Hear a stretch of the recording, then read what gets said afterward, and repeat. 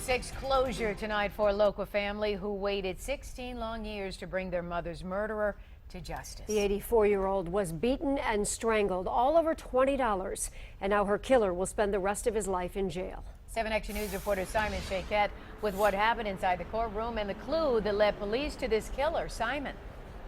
Yeah, Joanne and Carolyn, this sinister murder was over a purse with just $20 in it, and now the killer is going away for good.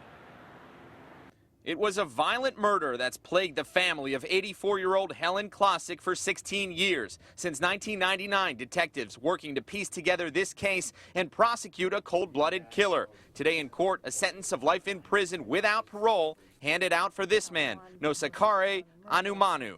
On March 2nd, 1999, you chose to take the life of another human being. Her name was Helen Klosik.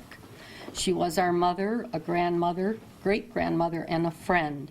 She was 84.5 years of age, stood 4 foot 5 inches tall, and had a bad knee. Helen's daughter has called this man a monster who brutally beat and strangled a grandmother, then left her body in a back alley behind a church on Joy Road. If he had simply stolen Mrs. Klosik's purse for the $20 or so she probably had in it, and not beaten and stomped and choked her to death, a tiny, helpless woman, he almost certainly would have gotten away with the money, avoided being prosecuted. DNA evidence from a Kevlar glove left at the scene would unlock clues 12 years after the actual crime.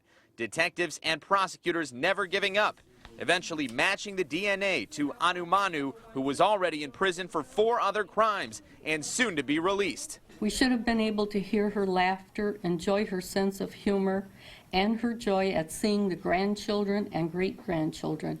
She loved being with family during birthdays, holidays, summer outings, a weekday dinner, going to the mall, and all the other family doings.